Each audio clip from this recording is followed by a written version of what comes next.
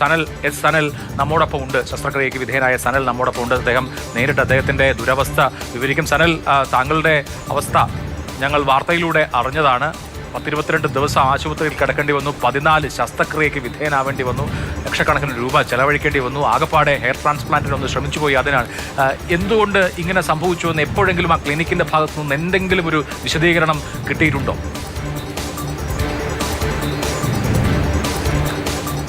ക്ലിനിക്കിൻ്റെ ഭാഗത്തുനിന്ന് കാര്യമായ റെസ്പോൺസ് ഒന്നും ഉണ്ടായില്ല.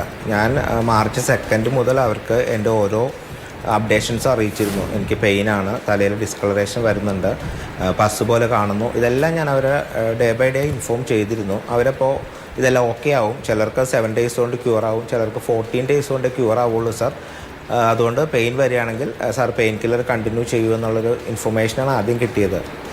പിന്നെ ഞാൻ മാർച്ച് 7 ഫസ്റ്റ് ഹെഡ് വാഷിന് ചെന്നിരുന്നു. ഈ ഹെഡ് വാഷിന് ചെന്ന സമയത്ത് അവർ 8-ാം തീയതിയും 10-ാം തീയതി ഹെഡ് വാഷിന് വേണ്ടി നിർബന്ധിച്ചു. അത് 2-3 ദിവസങ്ങളിലായിട്ട് ഞാനത് ചെയ്തിരുന്നു. അപ്പോഴേക്കും എൻ്റെ തലയുടെ കണ്ടീഷൻ ഭയങ്കര മോശം അവസ്ഥയിലേക്കായി. തലയിൽ നിന്ന് പഴുപ്പും ബ്ലഡും ഒലിച്ചു തുടങ്ങിയ സമയത്താണ് ഞാൻ എറണാകുളം ലൂർദ് ഹോസ്പിറ്റലിൽ അഡ്മിറ്റായി തുടർ ചികിത്സക്കായിട്ട് എത്തിയത്. നമ്മൾ ഈ സംസാരിക്കുന്ന സമയത്ത് ആ ഒരു ട്യൂബ് എനിക്ക് കാണാൻ കഴിയുന്നുണ്ട് സനൽ. ഇപ്പോഴും ഈ പഴുപ്പ് നീക്കുന്ന ഈ ഉപകരണവുമായിട്ടാണോ നടക്കാൻ പോലും പറ്റുള്ളൂ?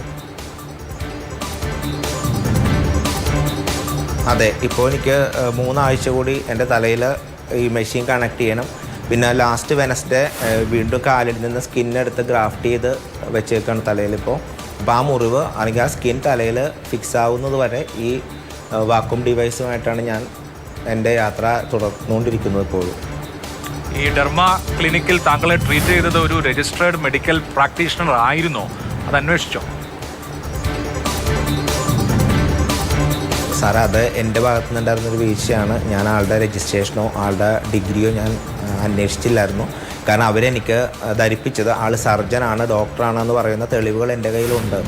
അപ്പം ഞാൻ അവർ പറഞ്ഞപ്പോൾ ഒരു 4.5 വർഷത്തോളമായിട്ട് വരുന്നു എന്നുള്ളൊരു ഇൻഫർമേഷനിൽ അതൊരു ഡോക്ടർ ആയിരിക്കുമെന്ന് ഞാൻ തെറ്റിദ്ധരിച്ചു പോയി. കാരണം അതുപോലെയാണ് അവരുടെ ഓഫീസ് സ്റ്റാഫും ആ ഡോക്ടർ ഉൾപ്പെടെയുള്ളവർ എൻ്റെ അടുത്ത് ബിഹേവ് ചെയ്തിരുന്നത്. ഇപ്പം ഈ ക്ലിനിക്കിലും ഈ ഇൻസാറ്റ് ഡെർമ ക്ലിനിക്കിലും അത് കഴിഞ്ഞ് ലൂർദ് ആശുപത്രിയിലും എത്ര പണം ചെലവായി ഇതുവരെ സനൽ?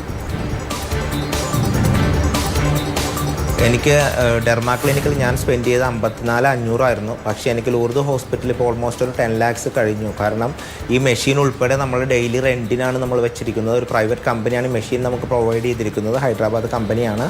ഇപ്പോൾ ഈ മെഷീന് നമ്മൾ ഡെയിലി 800 rupees എൻ്റെ റെൻറ്റ്. ഇപ്പോൾ ഓൾമോസ്റ്റ് ഒരു 4 weeks ഞാനത് റെൻറ്റ് കൊടുത്തു കഴിഞ്ഞു. ഇനിയും ഒരു 3 weeks കൂടി ഈ മെഷീൻ ഞാൻ യൂസ് ചെയ്യേണ്ടതായിട്ടുണ്ടെന്നാണ് ഡോക്ടർ പറഞ്ഞിരിക്കുന്നത്. അപ്പോൾ ഇതാണ് ഇപ്പോഴത്തെ അവസ്ഥ. 14ാമത്തെ സർജറിയാണ് ലാസ്റ്റ് വെനസ്ഡേ കഴിഞ്ഞത്. ഇനി അടുത്ത മൺഡേ അല്ലെങ്കിൽ അടുത്ത വെനസ്ഡേ വീണ്ടും ഹോസ്പിറ്റൽ വിസിറ്റ് ഉണ്ട്. ആ സമയത്താണ് ഇവർ കാലിൽ നമ്മൾ ഗ്രാഫ്റ്റ് ചെയ്ത പോർഷനും ഒരു തലയിലെ ഡ്രസ്സിങ്ങും മാറ്റി നോക്കിയിട്ടാണ് അടുത്ത അതിൻ്റെ ഇമ്പ്രൂവ്മെൻറ്റ് നോക്കിയിട്ട് മാത്രമേ അടുത്ത സർജറി ഡേറ്റും അടുത്ത പ്രൊസീജിയർ എന്താണെന്ന് ഡോക്ടർക്ക് ഡിസൈഡ് ചെയ്യാൻ പറ്റുള്ളൂ. സനൽ, ഇത് ഒറ്റപ്പെട്ട ഒരു കാര്യമായി കാണുന്നില്ല. എന്നോടൊരു 6 മാസം മുമ്പ് എറണാകുളത്തൊരു ഡോക്ടർ സംസാരിച്ചപ്പോൾ അദ്ദേഹം പറഞ്ഞത് ഈ മുടി വെക്കുന്നതിൻ്റെ ഭാഗമായി തലയിൽ പഴുപ്പ് വന്ന മൾട്ടിപ്പിൾ കേസസ് അദ്ദേഹത്തിന് തന്നെ അറിയാം എന്നാണ്. ഇവിടെ ഇപ്പോൾ സനലിൻ്റെ ദുരവസ്ഥ നാട്ടുകാർ മുഴുവൻ അറിഞ്ഞിട്ടുണ്ട് വാർത്തയിലൂടെ. ആരെങ്കിലും സമാനമായ അനുഭവം നേരിട്ടിട്ടുണ്ട് എന്ന് പറഞ്ഞ് ബന്ധപ്പെടുകയോ മറ്റോ ചെയ്തിരുന്നോ? ഈ അശാസ്ത്രീയമായി ചികിത്സ നൽകുന്ന സ്ഥാപനങ്ങൾ വലിയ നഗരങ്ങളിൽ വ്യാപകമാവുകയും ഒരുപാട് ഇരകൾ അതുവഴി ഉണ്ടാവുകയും ചെയ്യുന്നുണ്ട്. അപ്പോൾ സമൂഹത്തിലേക്ക് ഒരു അവബോധം കൊടുക്കുക എന്നുള്ളത് വളരെ പ്രധാനമാണ്. മറ്റാരെങ്കിലും താങ്കളെ കോൺടാക്ട് ചെയ്തിരുന്നോ? എനിക്കും തീർച്ചയാണ് ഇതിൻ്റെ ഇര ഞാൻ മാത്രമല്ല, എൻ്റെ പോലെ ഒത്തിരി പേര് ഇതേപോലത്തെ അവസ്ഥയിൽ സ്ട്രഗിൾ ചെയ്യുന്നുണ്ടെന്ന് എനിക്ക് വ്യക്തമാണ്. 1-2 കോണ്ടാക്ട്സ് എനിക്ക് വന്നിട്ടുണ്ട്. ബട്ട് അത് അവരൊന്നും ഇപ്പോൾ ഞാൻ പൊതുജനങ്ങളിലേക്ക് ഇത് അറിയിക്കാൻ കാണിച്ചൊരു ധൈര്യമോ അല്ലെങ്കിൽ നമ്മളൊരു കാണിച്ച സോഷ്യൽ കമ്മിറ്റ്മെൻറ്റിനോ അവർ തയ്യാറാവുന്നില്ല. കാരണം അവർക്ക് ഇതുപോലെ അവസ്ഥകൾ ഉണ്ടായിട്ടുണ്ടെന്ന് എനിക്കവർ വ്യക്തമായ ധാരണ തന്നിട്ടില്ല എങ്കിലും അവരും ഇതേ അവസ്ഥ അനുഭവിച്ചു എന്ന് എനിക്ക് മനസ്സിലാക്കാൻ കഴിഞ്ഞിട്ടുണ്ട്. അപ്പോൾ അവർ രംഗത്ത് വരുന്നത് എപ്പോഴാണെന്നോ അല്ലെങ്കിൽ അവരത് മാധ്യമങ്ങളുടെ ശ്രദ്ധയിലോ പൊതുജനങ്ങളുടെ ശ്രദ്ധയിലോ കൊണ്ടുവരുമോ എന്നും എനിക്കറിയില്ല. ഇപ്പോൾ സനൽ, ഈ ആദ്യം ഇൻഫെക്ഷൻ കണ്ടു തുടങ്ങി, ഇങ്ങനെ പഴുപ്പൊക്കെ വന്നു തുടങ്ങി, ബ്ലീഡിംഗ് ഒക്കെ തുടങ്ങിയ സമയത്ത് ഈ ക്ലിനിക്കിനെ വിളിച്ച് ഇക്കാര്യങ്ങൾ ഈ ഫോട്ടോയൊക്കെ അയച്ചില്ല സനൽ. അപ്പോൾ അവരുടെ ഒരു റെസ്പോൺസ് എന്തായിരുന്നു? അവിടെ വന്ന് പരിശോധിക്കാൻ അങ്ങനെ എന്തെങ്കിലും പറഞ്ഞു? അവരുടെ ഒരു റെസ്പോൺസ് എങ്ങനെയായിരുന്നു? മാർച്ച് 2-ാം തീയതിയാണ് ഞാൻ എൻ്റെ ആദ്യത്തെ ഫോട്ടോ അയക്കുന്നത്. സാർ, എൻ്റെ തലയിൽ ഇന്നലെ മുതൽ സിവിയർ പെയിനാണ്. 2-3 ഭാഗത്തൊരു യെല്ലോ സ്പോട്ട് വന്നിട്ടുണ്ട്. അത് പസ്സാണോ എന്നൊരു ഡൗട്ട് ഉണ്ട് എന്ന് പറഞ്ഞിട്ട് ആൾക്ക് ഞാൻ ഫോട്ടോ അയച്ചു കൊടുത്തു. അതിനാൾ റെസ്പോണ്ട് ചെയ്തില്ല. പിന്നെ ഞാൻ കണ്ടിന്യൂസ് ഫോട്ടോസ് അയച്ചു കൊടുത്തു. അപ്പോൾ ആൾ ഒരു ഗുഡ് എന്ന് പറഞ്ഞിട്ടൊരു ഇമോജിയാണ് ആളെനിക്ക് റിപ്ലൈ ആയിട്ട് അയച്ചു തന്നത്. വീണ്ടും ഞാൻ നിരന്തരം കോൺടാക്ട് ചെയ്തുകൊണ്ടിരുന്നു. സാർ, ഇതാണ് എൻ്റെ കണ്ടീഷൻ, എനിക്ക് സിവിയർ പെയിനാണ്. അത് കഴിഞ്ഞ ക്ലിനിക്കിൽ നേരിട്ട് പോയിരുന്നോ സനൽ? ഞാൻ ക്ലിനിക്കിൽ നേരിട്ട് പോയത് അവർ നിർദ്ദേശിച്ചതനുസരിച്ച് മാർച്ച് 7-ാം തീയതി ഞാനും വൈഫും കൂടി ക്ലിനിക്കിൽ ചെല്ലുകയും അന്ന് എൻ്റെ തലയിലുണ്ടായിരുന്ന പസ്സും ഡിസ്ചാർജുകളെല്ലാം അവർ വൈപ്പ് ചെയ്ത് അവർ ഹൈ പ്രഷറിൽ സലൈൻ വാട്ടർ യൂസ് ചെയ്ത് എൻ്റെ ഹെഡ് വാഷ് ചെയ്യുകയും ബെറ്റാഡിൻ ഉപയോഗിച്ചത് വൈപ്പ് ചെയ്ത് ക്ലീനാക്കിയതിന് ശേഷമാണ് അവരൊരു ഫോട്ടോ എടുത്ത് ഡോക്ടർ ശരത് കുമാറിന് അയച്ചു കൊടുത്തത്. ഈ ശരത് കുമാറിൻ്റെ നിർദ്ദേശം അനുസരിച്ച് ഞാൻ 8-ാം തീയതിയും 10-ാം തീയതിയും ഇതേ പ്രൊസീജിയർ തന്നെ അവരുടെ ക്ലിനിക്കിൽ പോയി ചെയ്തിട്ടുണ്ടായിരുന്നു.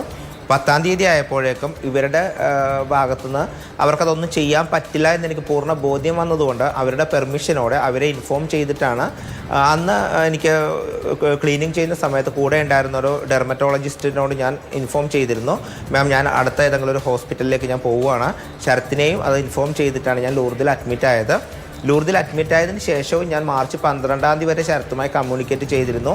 സാറ്, ഹോസ്പിറ്റലൈസ് ആയിട്ട് പോലും എൻ്റെ പെയിൻ കുറയുന്നില്ല, ഏറ്റവും വലിയ ശസ്ത്രക്രിയ കഴിഞ്ഞിട്ട് കൊടുക്കുന്ന പെയിൻ കില്ലർ ഇഞ്ചക്ഷൻ തന്നിട്ട് പോലും എൻ്റെ പെയിൻ ഒട്ടും റിലീഫ് കിട്ടിയില്ല എന്ന് പറഞ്ഞ് കരഞ്ഞുകൊണ്ട് ഞാൻ ആൾക്ക് വോയിസ് അയക്കുകയും അതിനുശേഷം ആൾ പറഞ്ഞു നമുക്ക് ഡേ ആഫ്റ്റർ ടുമോറോ ക്ലിനിക്കിൽ വെച്ച് കാണാമെന്നൊരു മെസ്സേജ് അയച്ചു.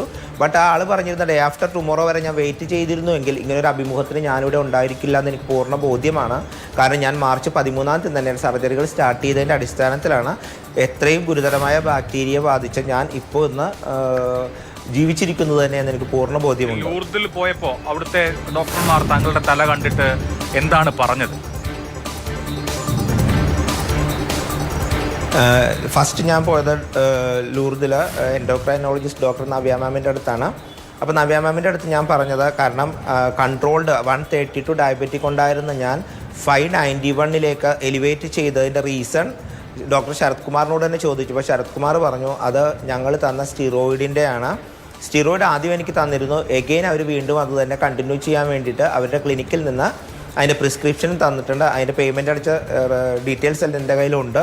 അവർ വീണ്ടും അത് കണ്ടിന്യൂ ചെയ്യാൻ പറയുകയും ഈ സ്റ്റിറോയിഡ് ഇത്രയും എടുത്തതിൻ്റെ അടിസ്ഥാനത്തിൽ എൻ്റെ ഷുഗർ 591 ആയിട്ട് ഷൂട്ടപ്പ് ആവുകയും ഞാൻ അത് ഹോസ്പിറ്റലിൽ അറിയിച്ചു. അവർ പറഞ്ഞത് സ്റ്റിറോയിഡ് യൂസ് ചെയ്യുമ്പോൾ നമ്മൾ എല്ലാ വൈറ്റൽസും എലിവേറ്റ് ആവാനുള്ള ചാൻസ് ഉണ്ട്. നമുക്ക് സ്റ്റിറോയിഡ് ഈ ശരത് കുമാർ തന്നെ പറഞ്ഞിരുന്നു ക്ലിനിക്കിൽ ഒരു മാനേജറുമായി ഒരു യുവതിയുമായി നമ്മൾ സംസാരിച്ചിരുന്നു, ഞങ്ങളുടെ ഒരു റിപ്പോർട്ടർ സംസാരിച്ചിരുന്നു. അപ്പം ആ യുവതി പറഞ്ഞത് സനലിന് പ്രമേഹമുണ്ട്, അതുകൊണ്ടാണ് ഈ അണുബാധ ഉണ്ടായതെന്നത്. അതായത് അവർ നൽകിയ സ്റ്റെറോയിഡ് കാരണം പ്രമേഹം ഉണ്ടായി എന്നല്ല അവർ പറയുന്നത്.